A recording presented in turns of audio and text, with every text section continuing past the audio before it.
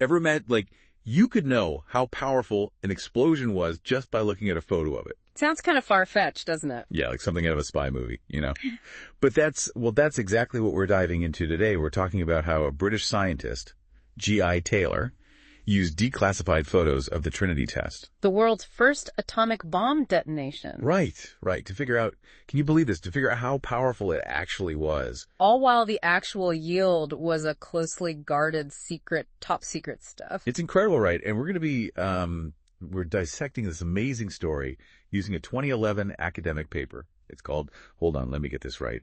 G.I. Taylor and the Trinity Test, published in the International Journal of Mathematical Education in Science and Technology. Quite a mouthful. It is. But, it just goes to show you, even something as complex as a nuclear explosion, it could be, understood, at least in part, by a photograph. It's amazing what a little bit of clever thinking can do. It's a testament to the power of scientific reasoning, specifically a method called dimensional analysis. Okay, so dimensional analysis.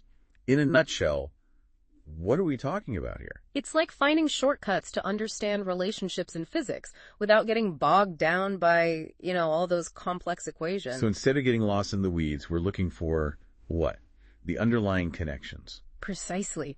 Imagine focusing on the units of measurement themselves, meters, seconds, kilograms, rather than just the numbers. Interesting. It helps reveal the relationships between, say, energy, radius, time, pressure, all those crucial elements in an explosion. Got it. So instead of just seeing a bunch of numbers, Taylor used these basic units like meters and seconds to figure out what was really going on in that Trinity test photo. Exactly. Think about it. How does a fireball from an explosion, how does it actually grow? Well, it expands outwards. Right. It expands outwards over time. And it moves really, really fast. Exactly. So by looking at how the radius of that fireball changed over time in the photos, Taylor could. He was able to apply what we call the point source model. Okay, point source model. That sounds intriguing.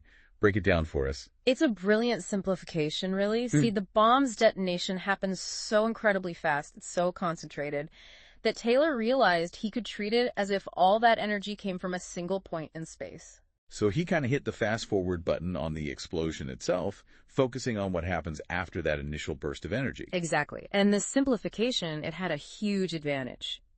Spherical symmetry. Spherical symmetry. If the explosion expands uniformly in all directions from a central point, the math becomes much more manageable. Ah, I see. Makes the problem a bit less, explosive. You could say that. Now, don't get me wrong, he still had some heavy-duty math to work through. I can imagine. He had to deal with those core equations, the equation of motion, the equation of continuity, and the equation of state. These equations describe the physics of the explosion, how it all unfolds. But that point source model, that gave him a really solid starting point. So it's like he simplified the problem just enough to get a grip on it, but without, sacrificing the core physics behind it all. Precisely. But, there's always a but, isn't there? Our paper mentions this thing called gamma, this mysterious gamma, and it seems pretty important to this whole thing. Gamma. This is where things get really interesting, even for someone who might not be, a physics whiz. All right, I like where this is going. Lay it on us. What is this gamma thing? Okay, so gamma, it's called the adiabatic constant. It's all about how a gas behaves under extreme conditions. And a nuclear explosion, well, that definitely qualifies as extreme. I'd say so. Millions of degrees. Talk about a heat wave. So we're talking about the air inside that rapidly expanding fireball, right? What happens to regular air under that kind of heat? You hit the nail on the head, that superheated air. It doesn't behave like the air we breathe. Not at all. Oh, I bet. It expands violently, creating that massive shockwave we see in those photos. Gamma helps us understand how that shockwave moves and interacts with everything around it. So the bigger the gamma, the more powerful that shockwave is going to be. You got it. Now, here's where things get even more, a bit more complex. The value of gamma, it actually changes depending on what kind of gas we're talking about. Oh, really? I didn't know that. Yeah, so for the air we breathe, mostly oxygen and nitrogen, those are diatomic gases. Right. Gamma's usually around 1.4. Okay. But, and this is a big but, Taylor wasn't totally sure if those air molecules would actually stay diatomic under that insane heat of the Trinity test. Oh, interesting. So they could, break apart or something? Exactly. He thought they might actually split into individual atoms, becoming what we call a monatomic gas. And that would mean? A lower gamma. Closer to 1.67. So he's trying to figure out this massive unknown energy release. And on top of that, he doesn't even know for sure what the air itself is doing in that fireball. It's a bit of a puzzle, isn't it? It's like trying to bake a cake, but you don't know if you're using baking soda or baking powder.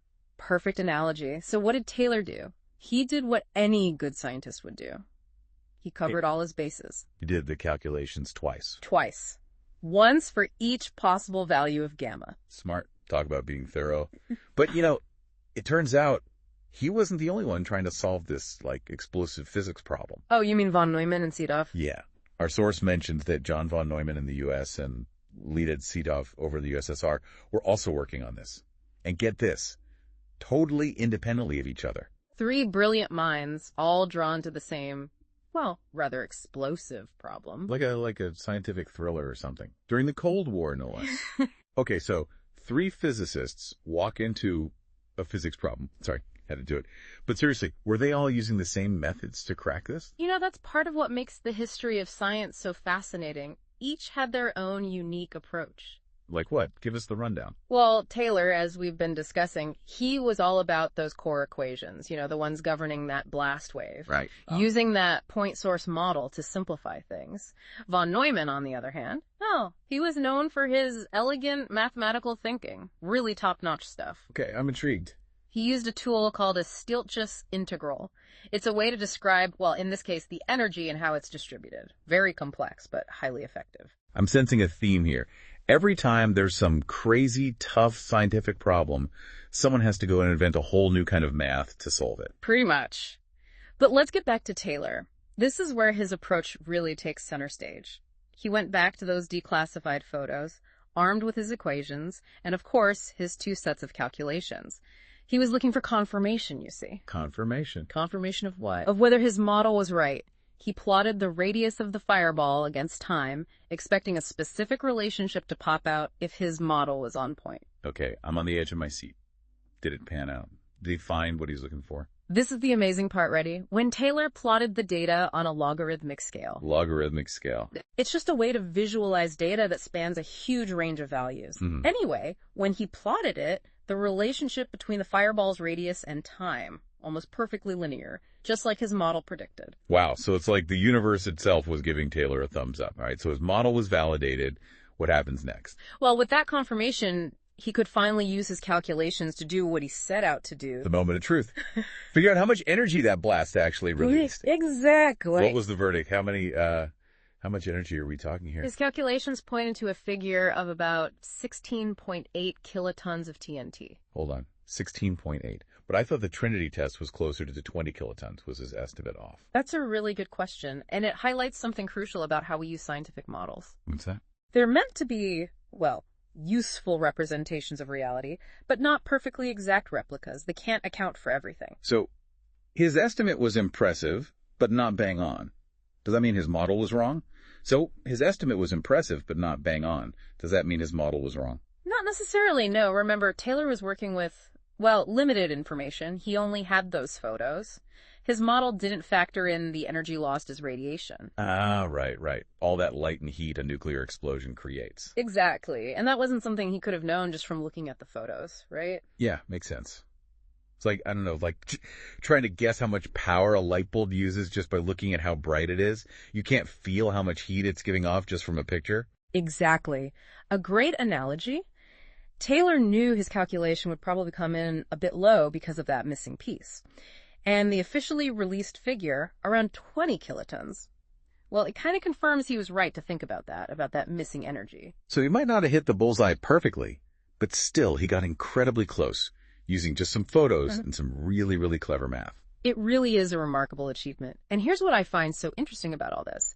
Von Neumann and Sedov, they came up with these, incredibly sophisticated mathematical solutions, really elegant stuff. Right. But Taylor's work, it stands out because he went a step further. He didn't just stop at the equations. He actually tested his model against real-world observations. He was like a scientific detective, going beyond the theoretical and looking for those hard clues to back it all up.